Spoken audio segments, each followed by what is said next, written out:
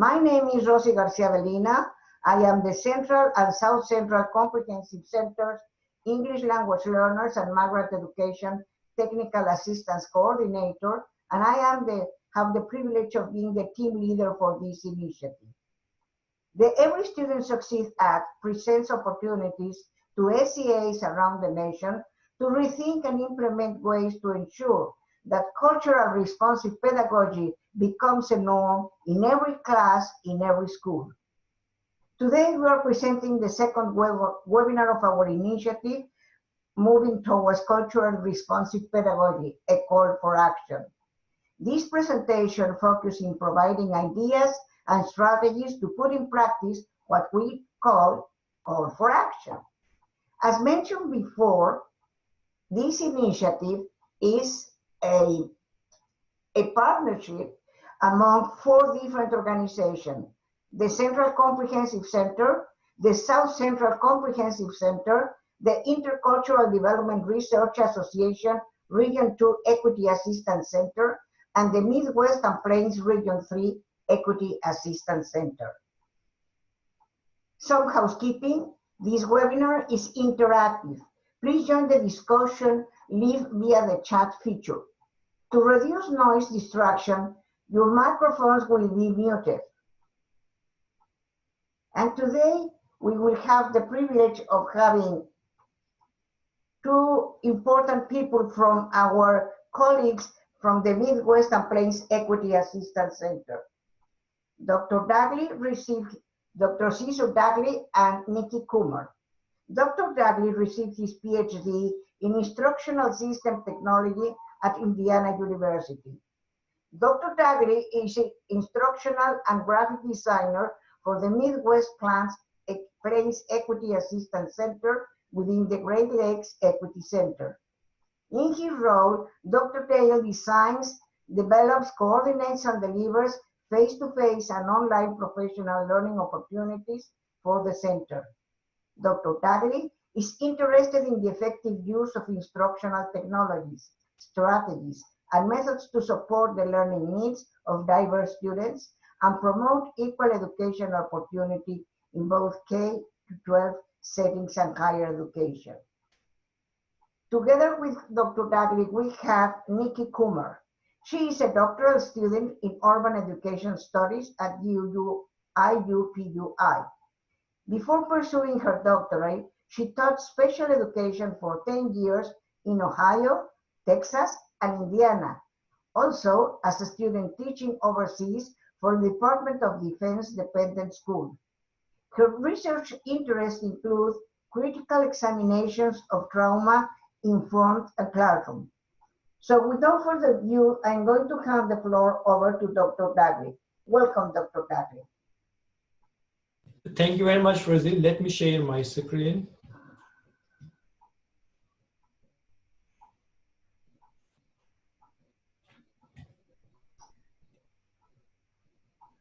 So can you see my screen now? Yes. Okay, thank you again, Rosie. So good afternoon, everyone. Welcome to our webinar today, which is Cultivating Equity-Oriented Educators, what SEAs can do to promote culture responsive and sustaining practices at the LA level. As we start our conversation today, we want to talk about these 4 commitments that we use here at the Midwest and Plains Equity Assistance Center when we engage in courageous conversations around race, discrimination, and oppression in schools. These commitments are to stay engaged, speak your truth, experience discomfort, and expect and accept non-closure.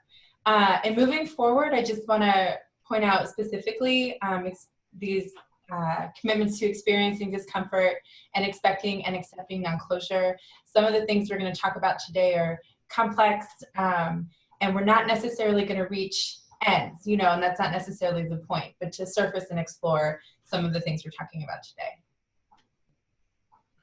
So the learning objectives of our webinar are 4-fold today. So first, we are going to discuss why we should achieve educational equity in local settings. And in order to achieve educational settings, it is important to understand what cultural response and sustaining practices are. So we are going to explore key characteristics of cultural response and sustaining practices. And from there, we'll talk about the importance of developing professional learning that can foster and cultivate culturally responsive and sustaining classroom practices in schools. And then finally, we will provide key recommendations for SEAs in developing a professional learning agenda. So as we begin to discuss about cultivating equity-oriented educator and cultural response and sustaining practices at the school level, it would be helpful to review data highlighting systemic inequities in education. So last Friday, we have sent a link to this fact sheet and other handouts. If you don't, can you please open the fact sheet you received? If you don't have this fact sheet, you can download the fact sheet in the chat windows. In order to access the chat window, you can, at the bottom of your Zoom screen, you can see the chat button. So we will upload the PDF here.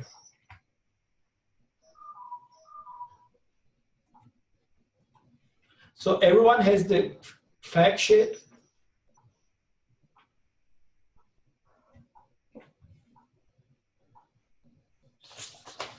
So we have sent this fact sheet to all registrants last Friday.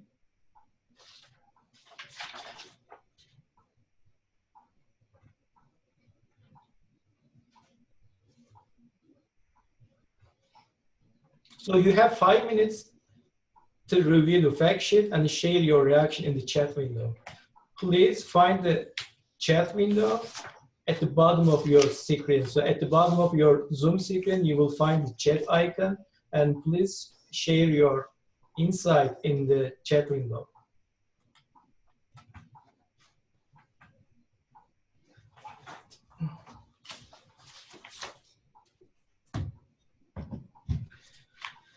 So when we are sharing your screen, so we can talk about these research findings. So what do you think about these findings, Nikki? So which one is the most interesting to you?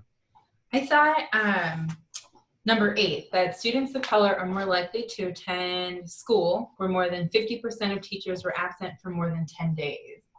So as a teacher myself, I was thinking, I don't necessarily think about teacher absence as kind of a widespread, even possibly systemic issue. But when you think about it happening to a particular, within particular context, or really as an experience that particular groups of students have, and knowing that these data are national, it kind of surfaces this idea that if you've got groups of schools going, or groups of students going to schools where 50% of teachers are gone 10 days or more, what implications might that have?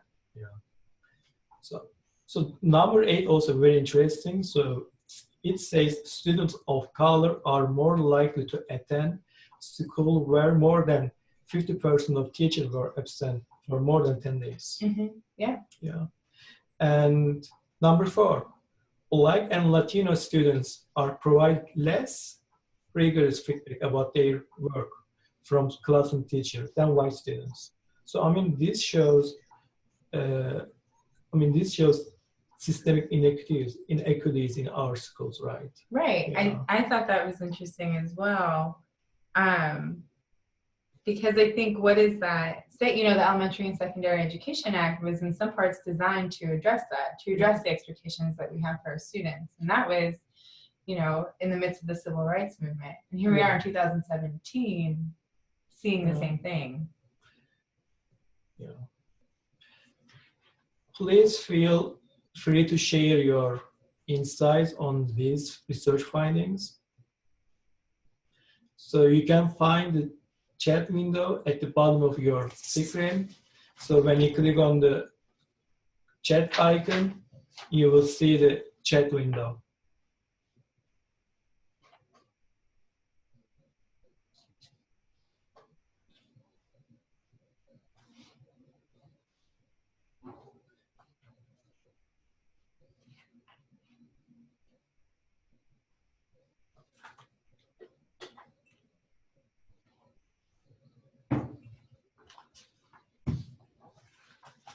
How about number 10, Nikki?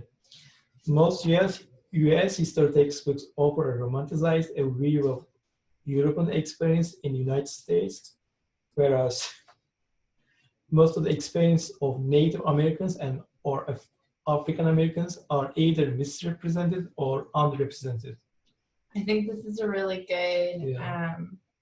well, this is something that we'll be talking about later in our presentation, but about how, or it just makes me think of what it must be to be a student in these classrooms and see a kind of singular representation of history, Yeah. particularly if you're from a background and you know that it's not the whole story. Yeah.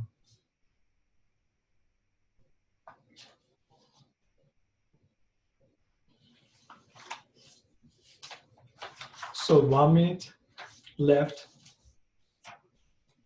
for this activity.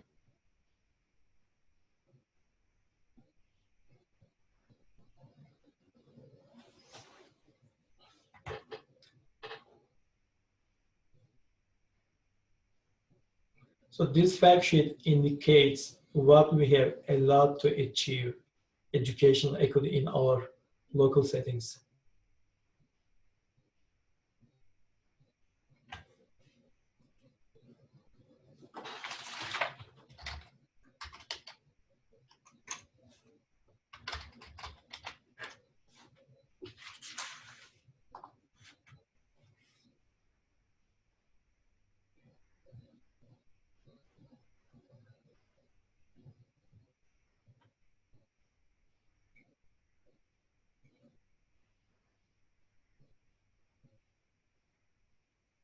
Okay, thank you. I think everyone reviewed the fact sheet, so I'm going to next slide.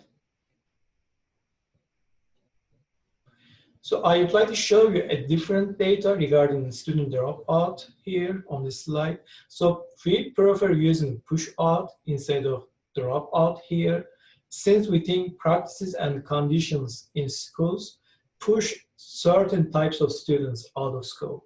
So you will see from this information is that push out overwhelmingly affects historical marginalized group of students, like low income students, Black students, Latino students, bi-multilingual learners, and students with disabilities. So this data also shows that we have a lot to do to achieve educational equity in our schools. As you see in the previous slides, we should concern about the equity because we know that not all students have access to same quality instruction, resources, school facilities, and educators. So we concern about disparities in student outcomes, graduation rates in particular. So it could help us to think about what we need to do and how we overcome these issues. So we haven't defined the term equity. So what do we mean by equity? You see our definition of educational equity here. This definition was from the Great Lakes Equity Center from 2011. So educational equity can be defined as beliefs, actions, and policies that enable all students to have access to participate in quality learning environments and experience for successful outcomes. As you see here, at the Med Center, we consider educational equity in 4 related domains: access, representation, meaningful participation, and high outcomes. So even though these concepts might seem almost basic on their face, like, sure, absolutely, let's talk about access and participation and representation and outcomes. I mean, what are we doing in schools if we're not talking about these things? But we want to make sure we deepen and understand we deepen our understanding of these concepts, particularly as they relate to not only equity, but some of the things that we are reading about in the fact sheet. Like Patricia mentioned in the chat box, students of color are more likely to attend a school with an SRO, but not a school counselor than white students. So how might this concept of equity apply to that fact, or how might these particular domains of equity or misunderstandings of them influence that particular context. Thank you, Patricia, for sharing your idea. So let's talk about these four domains. Access. When we say access, so all students have interest into involvement with and full benefit of quality learning opportunities. So representation refers to being present in decision making, in content. So meaningful participation. Yep, so we're not just talking about students sitting in class, but we're talking about how do students actually meaningfully participate in their own education? How are they empowered to contribute in effectual ways? How are their voices represented and valued? And how are they participating in decision-making processes in schools? And when we're talking about high outcomes for students, we might be talking about academic outcomes, but we're also talking about how are students being empowered towards self-determination and the ability to act as contributing citizens in a democratic society and global community. So here we have two different concepts, the term equity and equality. These two terms, equity and equality, are sometimes used interchangeably, which can lead to confusion. Because while these two concepts are related, there are also important distinctions between them. So what's the difference between equality and equity? And so how do you see the distinction between these two terms in your role? So please take 2 minutes to share what you think about these two terms in the chat window.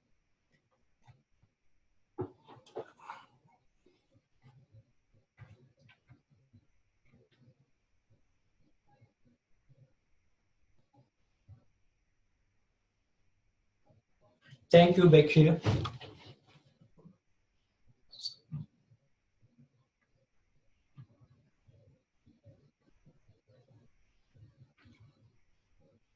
Courtney says equality is giving everyone the same thing.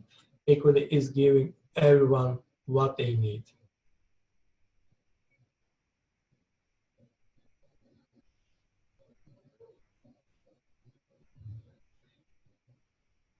Equality means everyone get the same thing. Equality means everyone get what they need. Mm-hmm.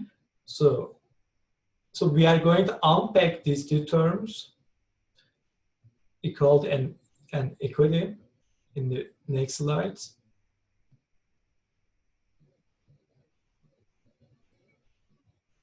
How about this? Thank you, Patricia, for posting the link to the materials. So you can find all handouts and fact sheet on this page. When you click on this link, Patricia provided here. And equality promotes fairness. Equity is giving everyone what they need to be successful. And Alan said that it's easy to be equal, making sure everyone gets equally the same thing. Being equitable is a more complex endeavor. Some populations, for whatever reason, need more, and some need less. Is Mitchell? Mm-hmm. Yes, Mitchell, our fact sheet is titled Systemic Inequities in Education, National Search Findings. Yes. I think we're seeing a theme in the comments. Yeah. And that theme is that equality is treating everyone exactly the same, and equity is giving everyone what they need to be successful. Thank you for sharing your thoughts on these two terms. So let's talk about equality first. So the term equality is derived from the concept of fairness, as you indicated in your chat window. Equality is derived from the concept of fairness as uniform distribution, where everyone is entitled to the same level of access and can avail themselves if they so choose. So that sounds pretty good, right? So, and equality is good. We are not saying equality is not bad, is not good. So equality is good. So equality is treating everyone the same and aims to promote fairness, but equality can only work if everyone starts from the same place and needs the same help.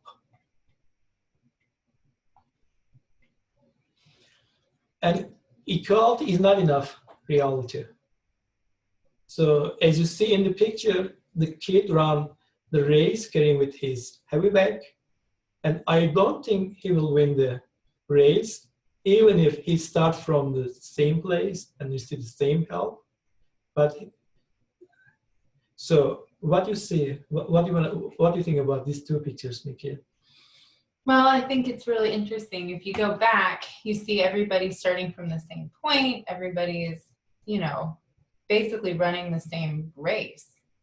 And then if you move forward to this child, he has a backpack on his back. I think it's pretty fair to assume that that backpack is not going to help him win. And if he's starting with it and nobody else has one. So in order to ensure fairness for every student, we must overcome historical injustices in the forms of current attitude, beliefs, policies, and practices.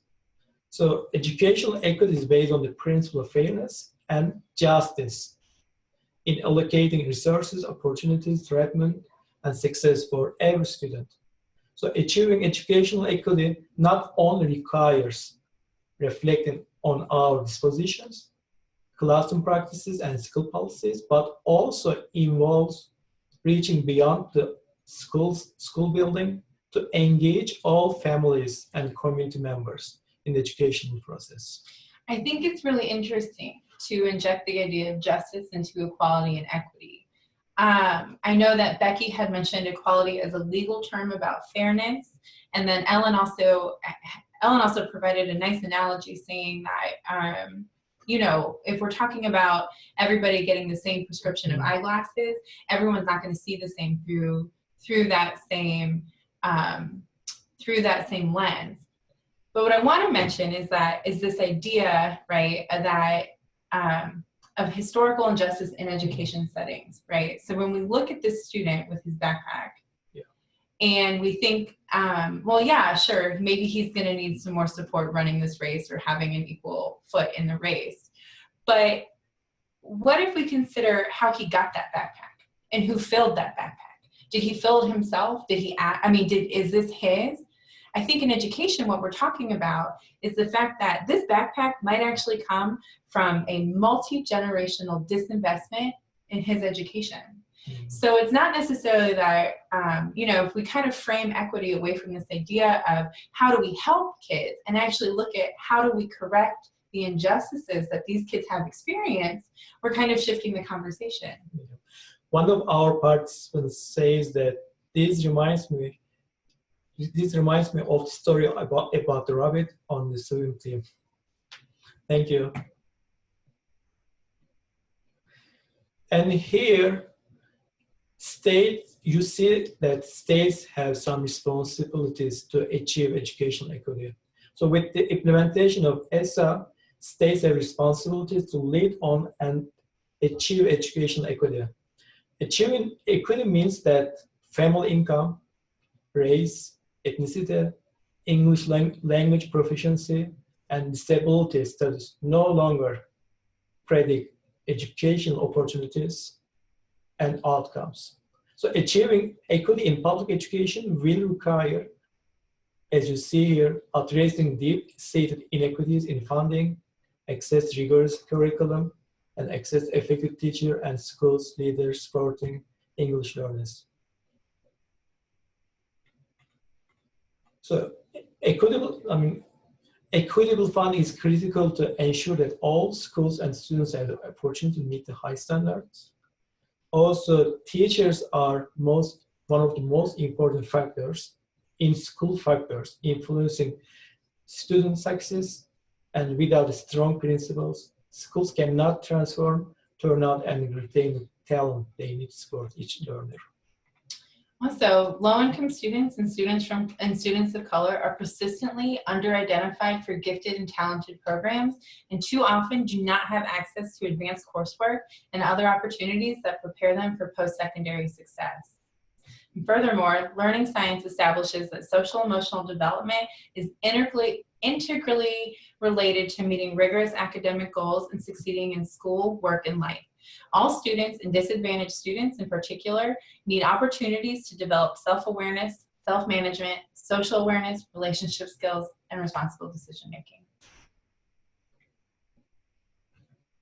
So in order to understand what equity means, we should be aware that teaching and learning is culturally, socially mediated activity. So what is taught and how instruction occurs communicate with what is culturally valued. So teaching and learning occurs by social interaction with people, tools, and shared experience, lived experience. We cannot separate teaching and learning from culture's context. So culture response to sustaining pedagogies helps us to achieve educational equity. So culture response and sustaining practice approaches value the multiple assets students bring to classroom and empower students to critique and act on social operations.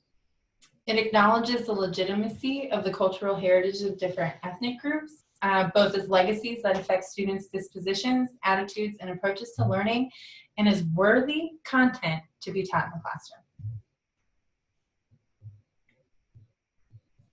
So here we provide a definition of cultural response and sustaining pedagogies based on the research. So you see our definition of cultural response and sustaining pedagogies here. So cultural response and sustaining practices in buildings and classroom are important for educators and students because these practices operationalize critical pedagogies that are moving toward building capacities of educators to be inclusive and responsive to all students.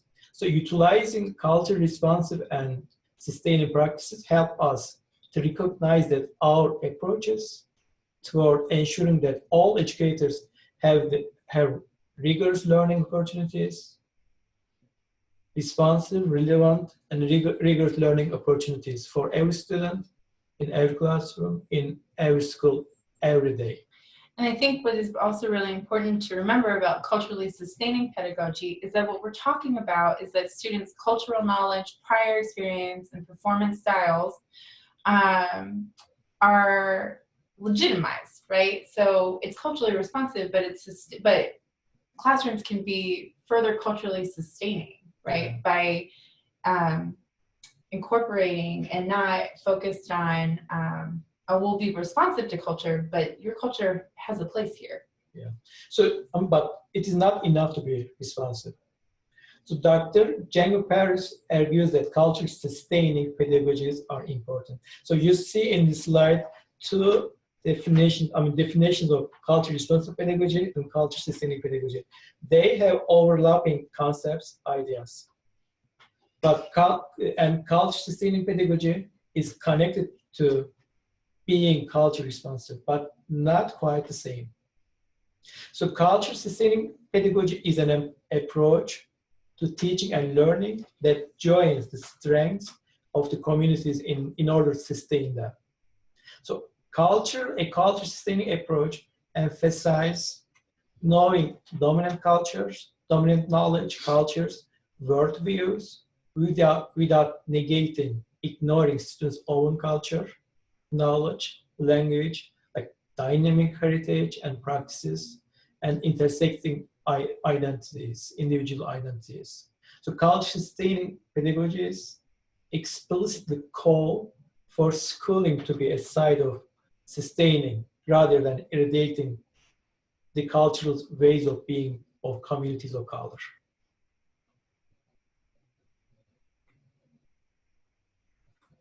So let's recall our definition of equity. So in our definition of equity, we talk about four important domain concepts: access, representation, meaningful participation, high outcomes. How these concepts are related to culture responsive and sustaining pedagogies. So culture response and sustaining pedagogies work toward equity because it provides cultural and linguistic access to the curriculum while retaining strong academic rigor, and achievement for all students. And culture responsive and sustaining pedagogies represent students in the curriculum and community by centering students' heritage practices. Students also see people of color represented in educator roles because this approach supports and encourages diversity in school personnel. And students meaningfully participate by taking on teacher and leadership roles and by co-constructing knowledge with educators while also being engaged participants in their communities. Furthermore, culturally responsive and sustaining practices promote positive outcomes by defining outcomes more broadly than only quantifiable achievement scores.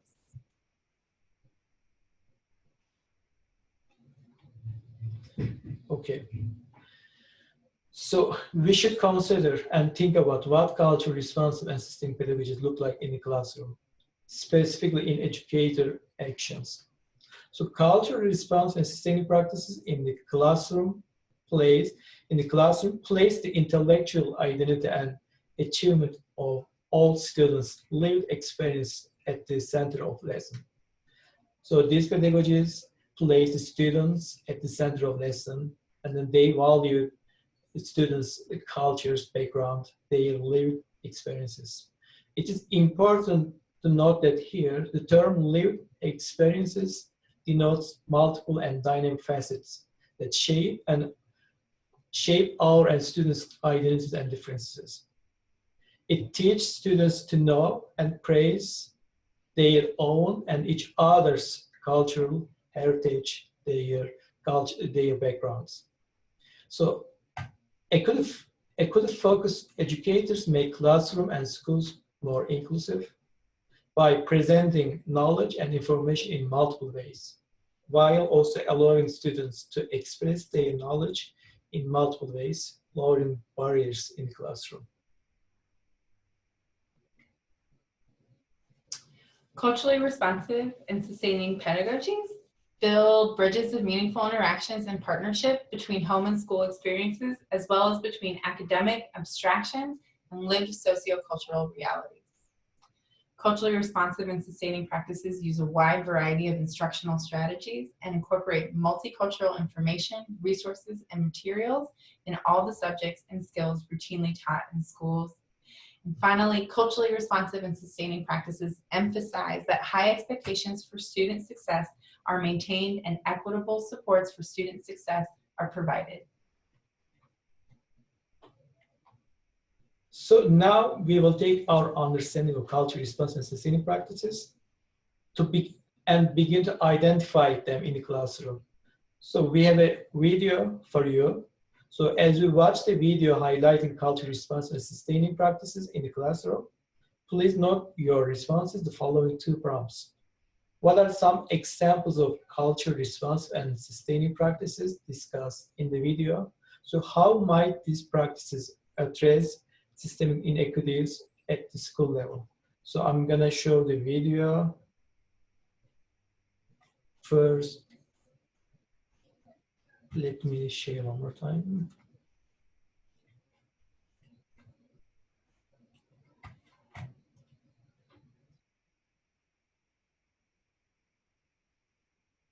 A couple of years ago, my mom sat me and my brother down and kind of had this conversation when all like the shootings had started and the racism had kind of elevated. She sat me and my brother down. A couple of years ago, my mom sat me and my brother down and kind of had this conversation when all like the shootings had started and the racism had kind of elevated. She sat me and my brother down telling us that things are going to be a little different.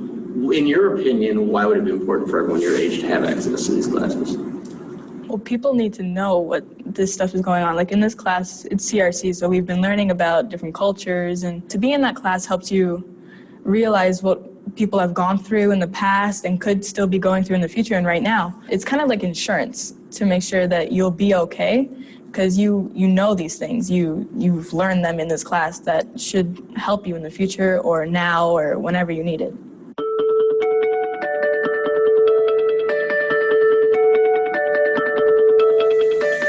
nationally, there's this dilemma, there's this educational crisis that exists in which students of color, specifically in our district, Mexican American and African American youth, are not performing at equitable levels. These students have not seen themselves in the curriculum that they've been exposed to. You know somehow you got here. You know somehow there's a reason that people dislike people of your race, and you don't have any understanding because there's nothing in the textbook about you. Obviously, you did something wrong. We find to learn our identities and who we are because we do this kind of stuff. If we know these things, it helps to be able to work with other people. It helps me understand all the struggles that we've been through, like not just my culture, but everybody else's, and how we used each other as stepping stones to get to who we are now. These kids are finding out that they were part of history and they did great things in history, and they're starting to see that maybe I was thinking a little less of myself because I wasn't part of history, and now I am. My name is Abilene Clark, and I wrote the book called The Help. Abilene Clark was the main character. I wanted to be her because she has the experience of going through all that in the 1960s with all the marches with Martin Luther King and all the deaths of African Americans. But she really had just a point of understanding that I could agree with. She reminded me a lot of me. This educational approach, that's one of the reasons why it's so successful. The students begin to see themselves reflected. They begin to see their voices valued, their stories, their history valued, their perspectives. They're viewed as dynamic individuals. We should give them reasons to love all adults, so we're heading towards greaterness, not back towards the little slope of mud and yuck. Mudville. I like that. The Encuentro is a gathering. It's student-centered. Students organize the event. It's a family affair. Students present their findings, their learnings, what they want to teach their parents. I did my project on like my culture. We had to bring in like old artifacts that our family had. My mom, she saw me present and everything. She told me, I'm really proud of you and I'm glad you're doing this. And we started getting a little bit more closer than how we used to be. That's a critical piece where we're building that bridge from middle school to high school to college. Finding that their own academic identity is developing at that same time. It is critically important that these students receive this educational approach at the middle school level, because unfortunately that's where we lose many of our students. This year I'm teaching juniors, and they had previous ethnic studies curriculum at Wakefield, and so they already came in with a pretty good critical consciousness. I've had students that have missed a couple days, and they come and they talk to me and they said, Miss, when I was out, all I thought about was coming to your class. And these are juniors. These are kids that didn't think that college was something for them until they see that they're able to do bigger things. We promote the idea that through education, through learning the processes of how society works, that you can create this change that you would like to see in the world. At the beginning of the year, I just kind of saw myself as like this girl who sat in the background, this girl who spoke out every now and then just to give my opinion, to this girl who can actually take action. I'm doing a petition right now just to get an 8th grade dance. And while it's not life-changing, it's not for people of different colors, people of different races, it is taking action. These CRC classes have helped me learn that I can take action. I don't have to listen to other people trying to put me down. I can do this. It gives me hope. It gives me hope that all of our kids are going to be good people. That 8th grader already knows she's going to be able to affect a lot of people just in high school. And then imagine once she gets out of high school. I want this class. I do not want to leave this. I want to still be able to go out there and see all the people who have different opinions, because 9th grade is going to be different than this year. There are going to be new people with new opinions. I want to be able to hear it all, and I want to be able to change the world someday.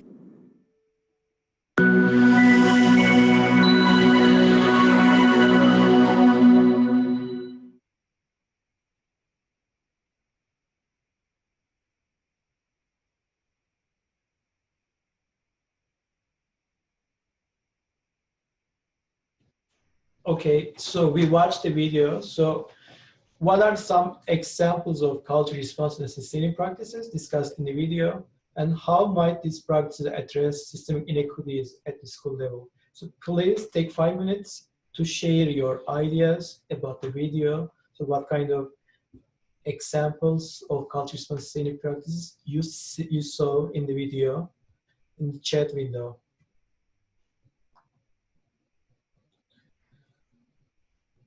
So please feel free to share your insights, your thoughts. So what do you think about the video? Every time I watch that video, I see something different. Okay. So, how about this time? Well, one of my favorite parts is how is when the student at the end is talking about the 8th grade dance. And I love it because for a couple reasons. I love it for one because when we're talking about meaningful participation, like here she is.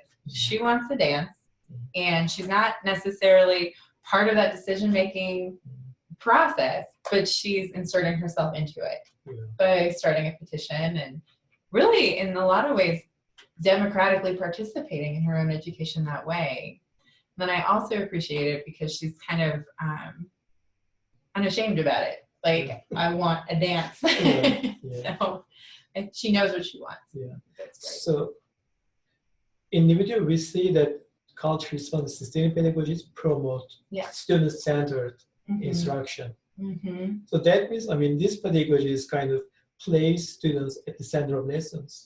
So students are active, not passive. Yes. So as you see, like Stacy said that students see themselves reflected in the schools, in schools curriculum, and they are part of the history they are creating. So these pedagogies values students' voice in the schools. Right. Well, and then students can also see themselves reflected in their schooling. I think that's a really powerful thing. And John said that the artifacts were a great way for students to learn about themselves.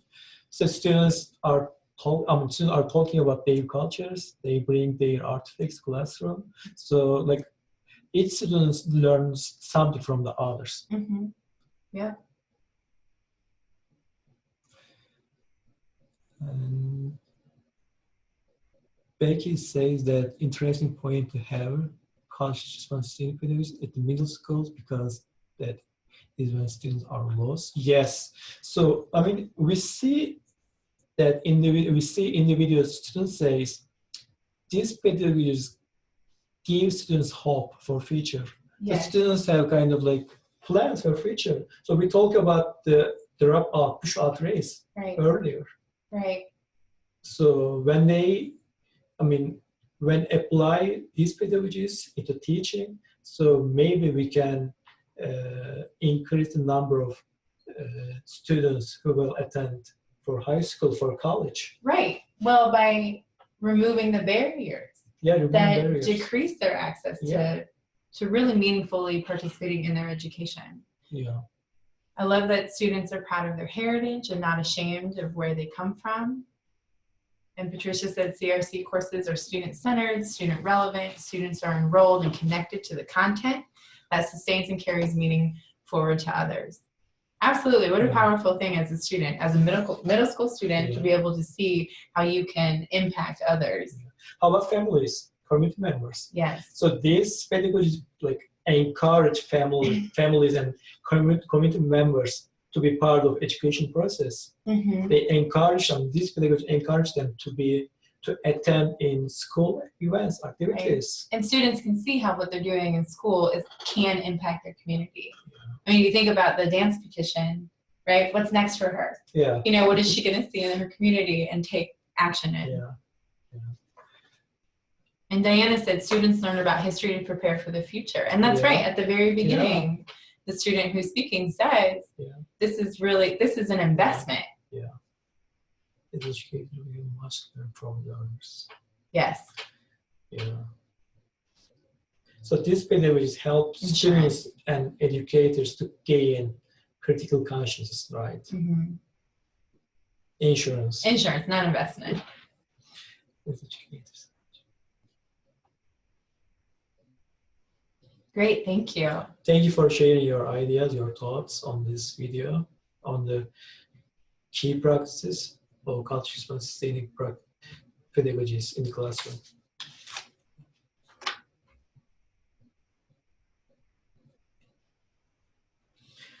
Now, so far, we have talked about what equity means. We define equity, the term equity, and we have talked about culture sustainability, which is we watch a video, we explore the key characteristics of culture sustainability, which is now we will discuss how can like SCAs promote professional learning to cultivate equity-oriented educators. All right, so as we move forward with the next part of our presentation, which is focused on developing professional learning for LEAs and schools around cultivating culturally responsive and sustaining teachers to provide culturally responsive and sustaining classrooms. I want to talk about what Dr. Django Paris has termed and coined as the curricularization of racism. So before I talk about what the definition of this is, I would like for you to enter into the chat box what you think this means, the curricularization of racism. Let's take 3 minutes to share your thoughts in the chat window. So what do you think it means to curricularize discrimination?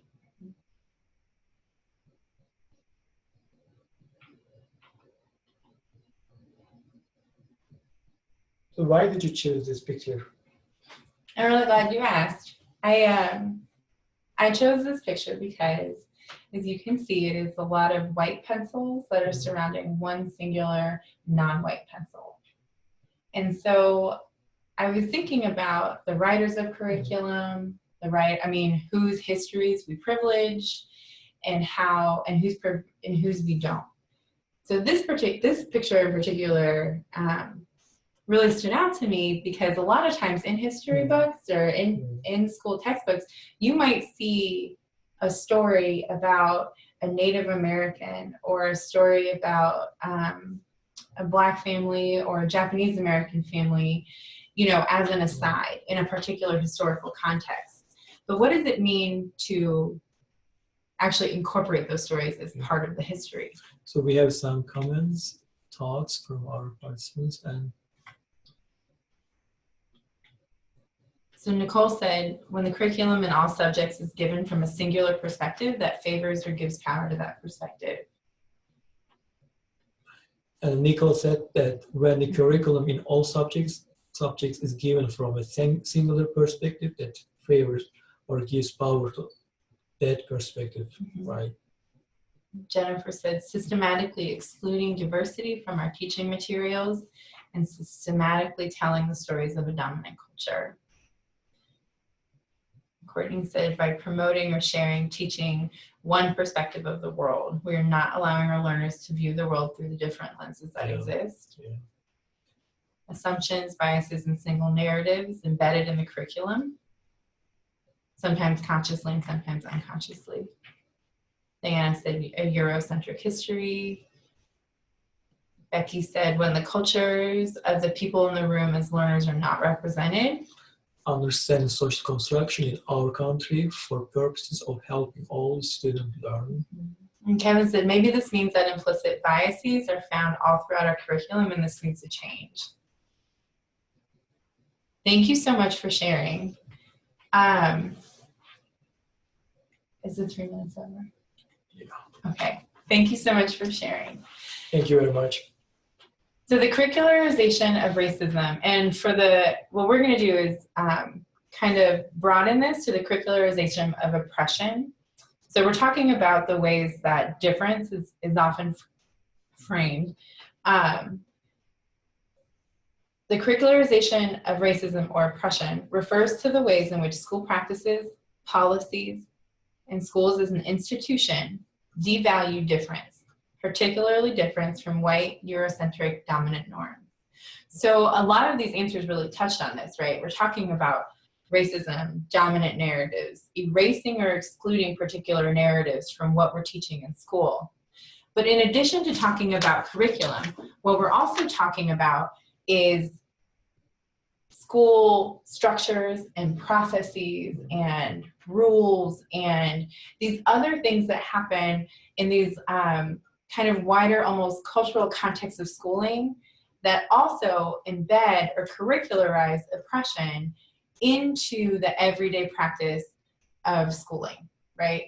And I think that understanding this is really key as we move forward, because what we are talking about, and as one of our participants alluded to or mentioned, is we are talking about explicit and implicit biases and the ways that these are not only reinforced, but actually codified, right? Are actually used in schools to push students out or in such ways that create barriers. Patricia says that gives discrimination too much influence on attitudes, beliefs, and cultural norms here. Thank you.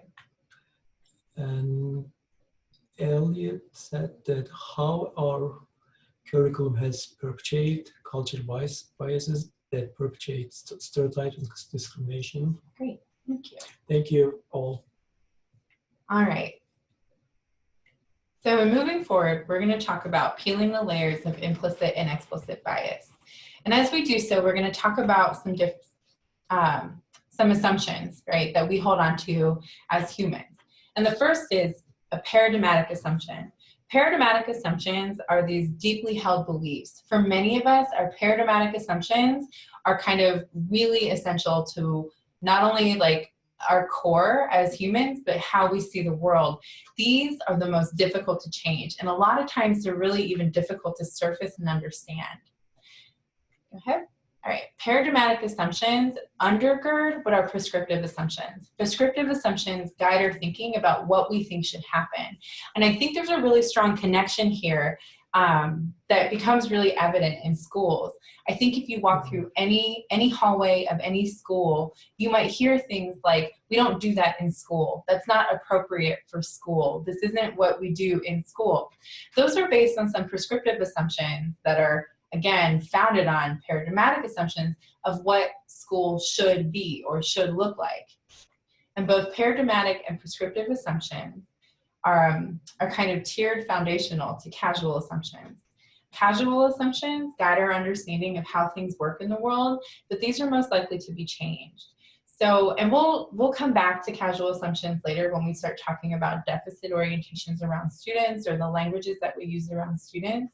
But I want to talk about implicit and explicit bias as we move forward, because understanding the ways that that bias informs the way that we think and see the world is going to help us kind of disrupt some of these assumptions as we see them in schooling practices. So in doing that, as an example, what we're going to do is talk about English-only policies. Now, English-only policies is really just one example of ways that implicit and explicit biases may become codified or may become policy in schools. So in moving forward, I'm wondering if you will answer in the chat box here these 3 questions. So what are the underlying assumptions of English-only policies? And in thinking about that question, consider who do these policies oppress and who do they privilege?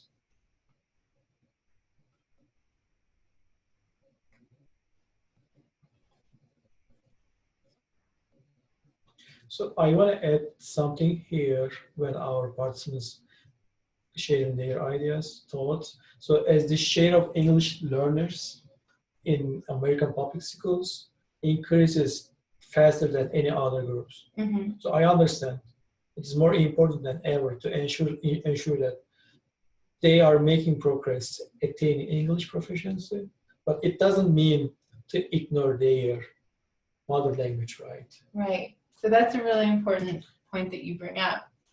Let's see if there's any shares in the chat. Courtney said English-only policies imply that English is the only language of value. Elliot says the underlying assumptions are that English is the best way to communicate and the most efficient. Elliot said that assumption is that English immersion is the best, if not the only way for English learners to learn the language and the content that is being taught. And Nicole said that people who are more comfortable with any other language are oppressed. Kevin says, assumes that in order to be successful in the United States, you must speak English. This oppresses non-native English learners and privileges native English speakers. And John said that being bilingual will not work within the school setting or when navigating society. And Elliot said these policies oppress English language learners and newcomers to the United States. What I find really interesting about English-only policies, in addition to everything that our participants have mentioned here, in addressing the underlying assumptions, is thinking about the ways that these policies actually do oppress students. And what I think is really interesting is that it's not that we don't teach other languages in schools, right? You can go into many high schools in this country and you'll see foreign language curriculum being offered. I think this message of, if we teach it to you as a school, then that language is legitimate. But if you bring it in from home, it's not. It's a really kind of interesting and almost explicit message that says the language is only legitimized if we institutionalize it first.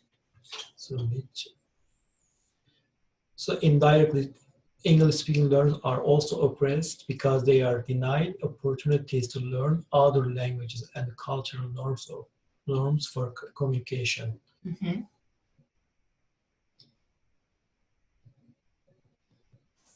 Diana said that English-speaking learners are kept in the dark.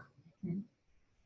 Courtney said these policies also oppress students who are proficient in English, yet whose families speak other languages. Yes, it teaches them to devalue the language and cultures of their families and ultimately causes severe psychological trauma as the students do not feel strongly connected with any one culture or community. And Kevin asked, what are we truly measuring in assessments when we have an English-only policy?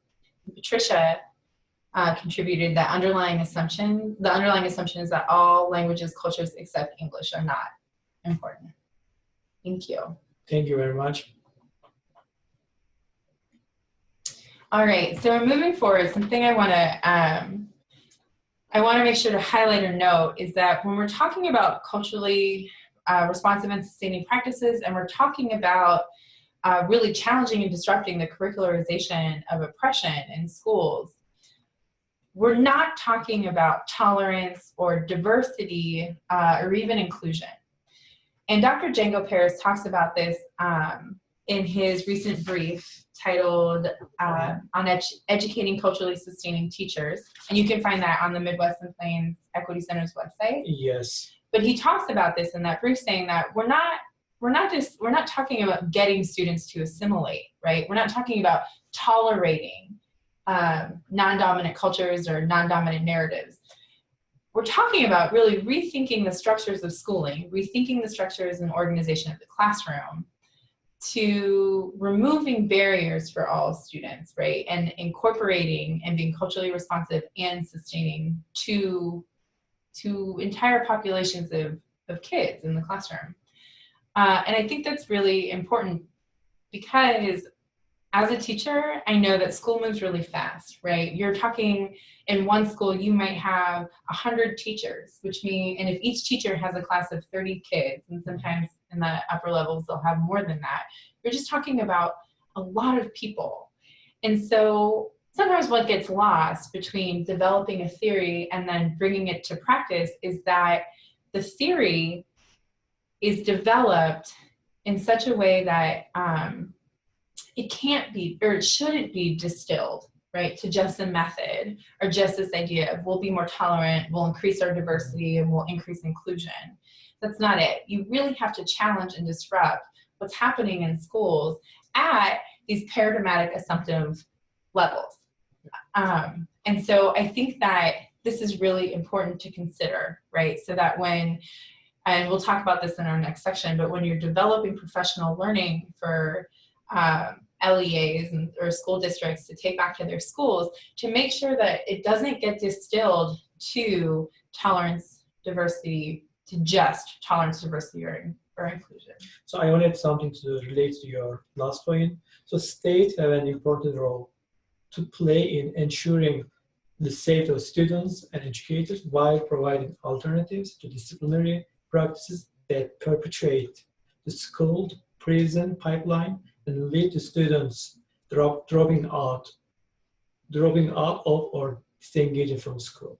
I think that's really important because if you see here, Last one. on our last one here, when we're talking about discipline, right, or discipline policies, to really ask this question, are we disciplining a failure to assimilate, right? And in doing so, are we neglecting to authentically value students' cultures?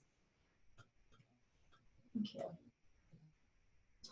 And in moving forward and thinking about how this is not simply tolerance, diversity, and inclusion, we're going to talk really quickly about 5 orientations or 5 things that Dr. Django Paris says teachers who are culturally responsive and sustaining do. And the first thing is that teachers should understand their positionality in a racialized system. If I'm honest, I think when we look at professional learning opportunities around culturally responsive practices, this is one of the first things that goes, right? So making sure that it's explicitly noted and stated that teachers are not teaching in isolated of a larger social context. They're teaching in a racialized system. Their classrooms exist in a racialized system. And the next piece is really important. Teachers should understand the duality of education as an institution that endorses and also resists inequity. So I know for the last couple of minutes, I've been talking about some practices of schooling that might actually reinscribe oppression, right, if not institute it. And I want to make sure to not take a deficit orientation toward schools or toward teachers themselves, right? And I think that this is a really important thing. There's a lot of progress that can be made and that will be made by teachers and people who are working in schools. So part of that progress, though, has to come from understanding that there's a duality there, right? You're complicit in these processes, but it doesn't mean that you can't also become part of the resistance as well. Teachers should understand what deficit assumptions are and identify their own. I just mentioned that I was taking kind of a deficit orientation towards schools, and what that means is instead of looking at the assets that schools have, but concentrating on the deficits that they bring, teachers can do the same thing about their students and the families and the communities that they're in. So understanding their own deficit assumptions is an important part in moving forward and becoming a culturally sustaining teacher. Teachers should understand that critical asset approaches do increase academic outcomes. I think of this as kind of a bonus, right? Because it's not that we're totally isolated or we're not concerned about student academic outcomes, but it's not the only goal. And Dr. Django Paris is very, very explicit about that. Yeah. So educators should understand and apply critical approaches and pedagogies into their teaching to increase academic outcomes. So utilizing culture response and sustaining practices help educators to have the capacity to provide robust responsive learning, relevant and rigorous learning opportunities for their students. Right, just as you had mentioned earlier, learning is a culturally mediated process, then we know that the capacity for learning can really be affected by employing these practices. And teachers should understand that humanizing relationships of fundamental care are essential to teaching and learning. And I think that that is, I think that there are probably a lot of teachers out there who want to do this, right? And enter into these relationships with their students where they authentically care and are present with them.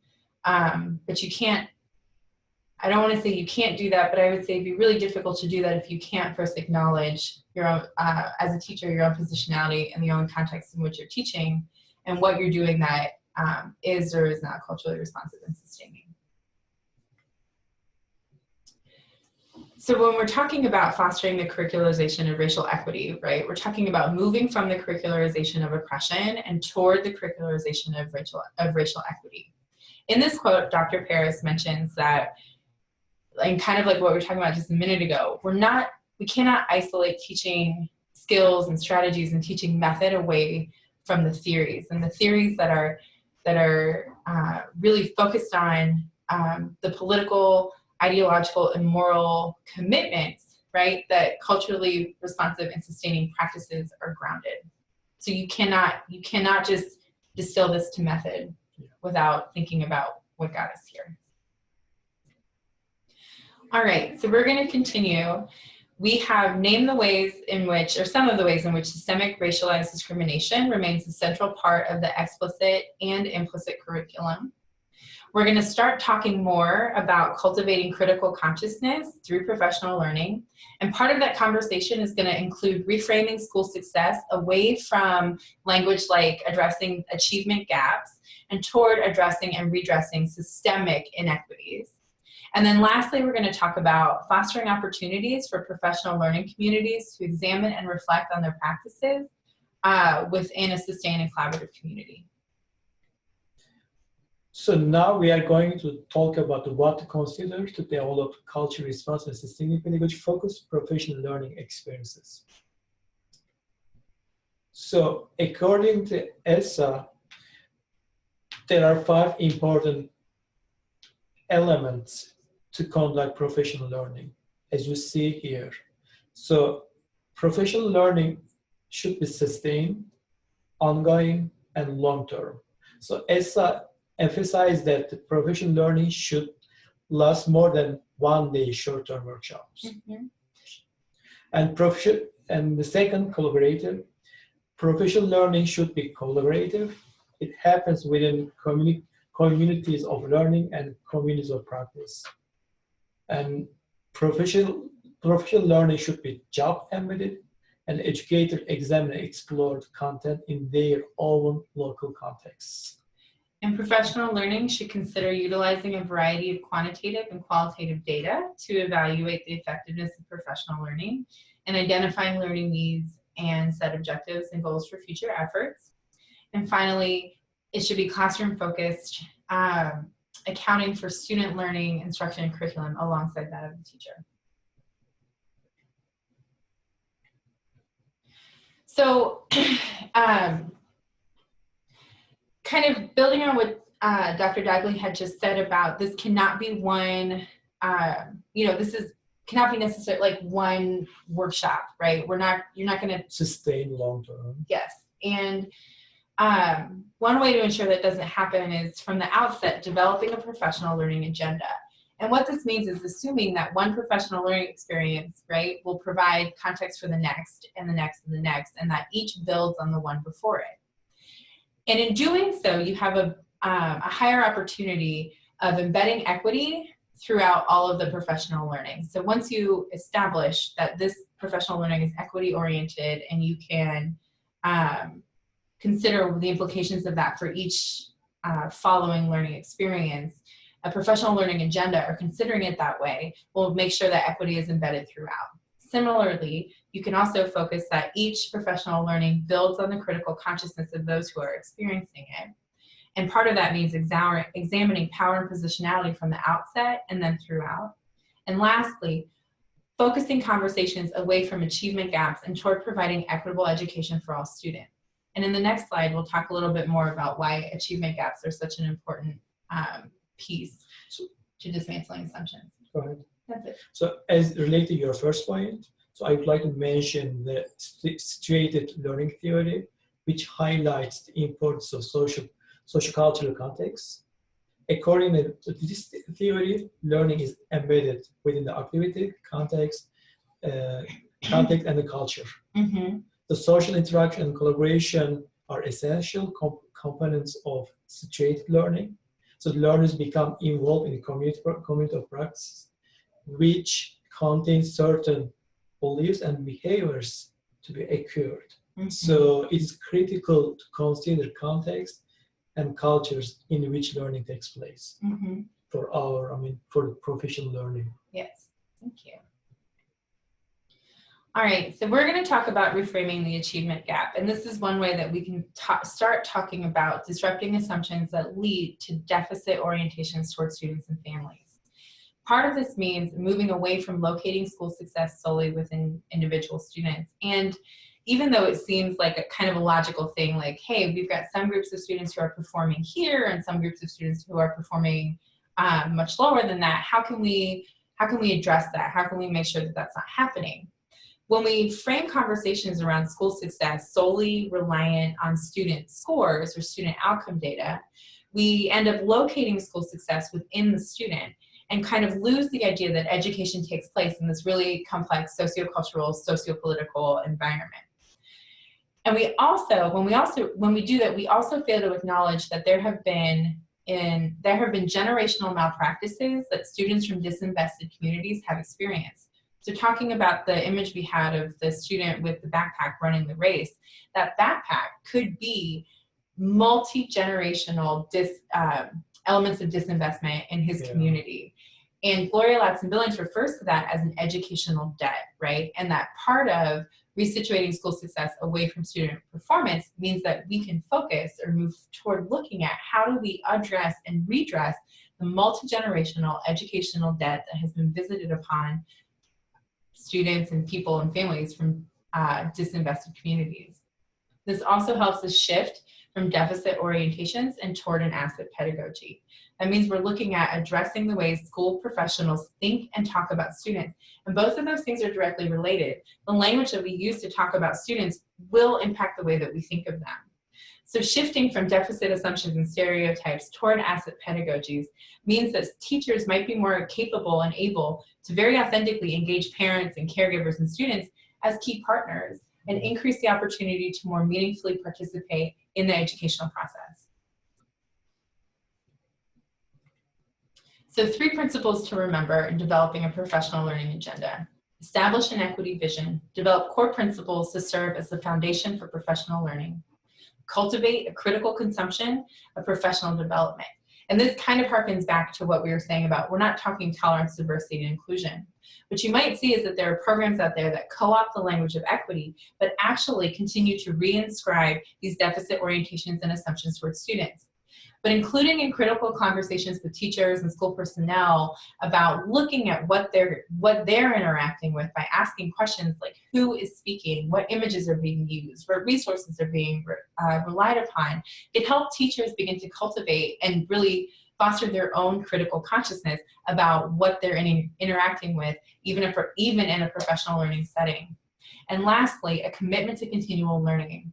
How can you build into a professional learning agenda opportunities to cultivate a continued discourse, practice, and learning? And that leads us to talking about professional learning communities as they relate to an equity-oriented professional learning agenda. So professional learning communities can be conceptualized as a means by which teachers co-construct and co-facilitate their own learning by embedding it into their practice of teaching. I think this is really interesting, particularly as a friend of mine just yesterday texted me and said, I have another professional development today. She's a 2nd grade teacher here just outside of Indianapolis. And, but the thing that she said that really struck me was, I feel like I never have the time to get good at anything. And I thought that was really telling because I thought, I wonder what would happen if her schools incorporated professional learning communities as a way for her to take what she does learn in professional learning experiences and then extend it into her own practice of teaching. I think that this is actually a really natural thing to do as it relates to equity-oriented professional learning experiences because there are a lot of ways that teachers work together that are typically already built into the school day, whether that is grade level meetings, vertical meetings, special ed team meetings, data meetings. Teachers are talking to each other. So if you ensure that these meetings are including the professional learning components as they relate to equity, then you start affecting the ways that teachers can talk and think about students away from deficit orientation. So a couple ways to do that are to think about what it means to kind of sanctify space for collaborative teacher reflection. Engaging critical inquiry is a key element of an improvement process. And then, like we were just saying, situating professional learning within the context of daily practice. All right, so that is it for this part. Okay. What I'm hoping that you'll do is share in the chat box 3 insights that you have made from today's session, 2 next steps to forward this work personally for you, and then 1 action that you can take right away. This is our final activity for this webinar.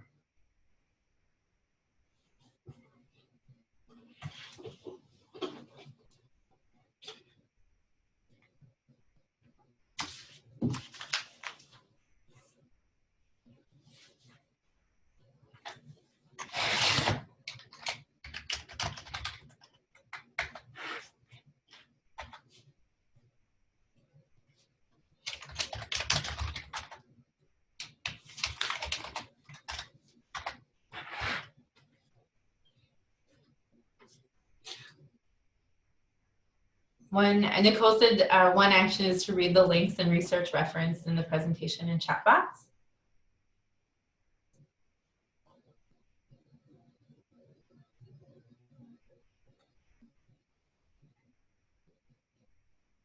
Thank you, Nicole.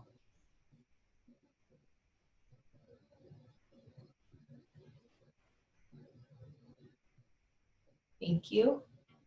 Elberks. Thank you, Dr. Tiffany, for sharing resources with the people, with the participants here.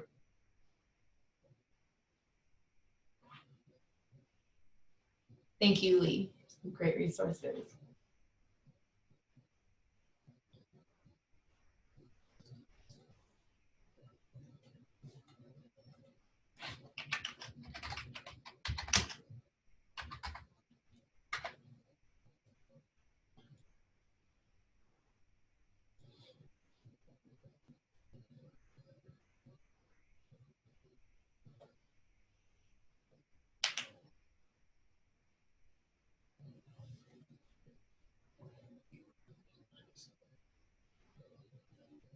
Thank you, A. Mitchell. Thank you, Nicole.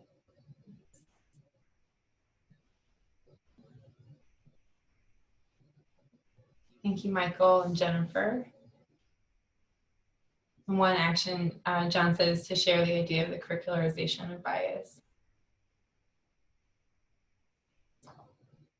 The brief by Dr. Django Paris that you can find on our website does an excellent job of unpacking that. Yeah. Also, in our website, you can find all equity resources created by our center, and also our equity fellows from the 13 states. Thank you, A. Mitchell. She said two next steps: embed equity lens practices in supporting school leaders, and to share the webinar with districts. Barbara said share the idea of educational generational debt. And that is Gloria Ladson Billings if you're looking for more information on that. And Jeanette said, thank you for the great resources. She'll review these further and have discussions with other members from the department. Interesting concept of the curricularization of bias. And Elliot said, love the work they're doing in Tucson. Definitely worth looking into further. So I just type our email address. So if you have any further questions, you can email us. And John asked if the PowerPoint is available on the website. I think so. So I think Rosie, right? It's all material.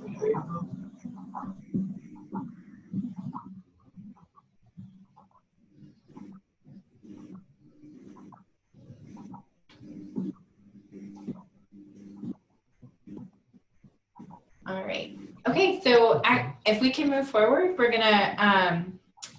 So I'm gonna stop sharing my screen. I think Rosie is going to share hers. Yes. Okay. Well, thank you very much.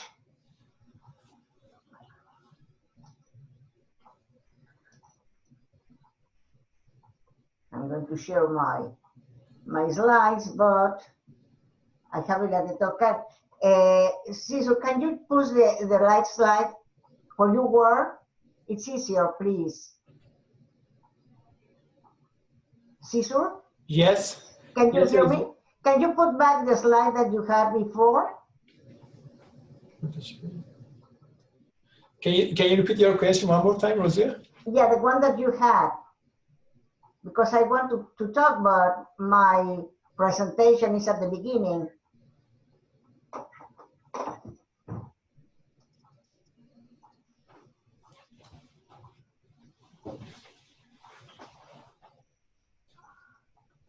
Sorry about that. Okay, so go.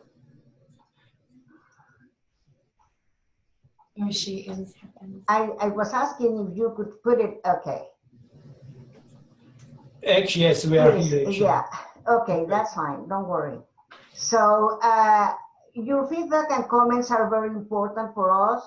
Please don't forget to copy this link into your browser or link below to complete the survey. Also, we want to inform you that as a follow-up for this initiative, we want to start a community of learners. So inside the evaluation survey, you will find another link. And please, if you're interested in participating, go to that link and register. Just your name, your position, and your email. As soon as we have that information, we will communicate with you and start our community of learners very soon. We want to thank you again to Zizur and Nikki. I believe that this was a great information, and thank everybody for the participation. Your comments were really useful and very informative. So I'm going to leave this a little bit so that you can either click on it or just copy to your browser. So thank you very much, everyone, for participating. What's your participation in our webinar today? And you all have a great holiday season, and we hope to hear from you soon. Thank you very much. We will also send you the link for the recording, and if you want the PowerPoint, we can also send it to you. You have my information, you have my email, so I will be very glad to send it directly to you. Rosie, can you hear me? Yes. Okay, I wasn't sure. The link that you have on your slide is not the correct link. Oh God. Okay. I put the correct link in the chat box line. Okay. Which says C3 Equity. Thank you, Carol. Yes, the one that you have on the slide is the old link to the last survey. Okay. But with the new survey, you have a new one. To the previous webinar. So this new one. So did you add it into the chat box? And I put it in the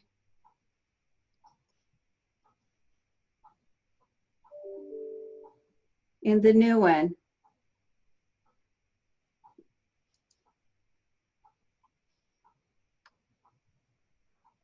Okay, you have it in the... Yes.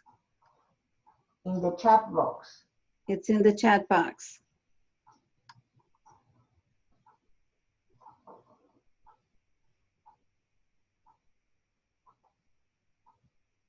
Okay. So again, thank you very much. Uh-huh. Have a good afternoon, everybody. Okay. Mm-hmm.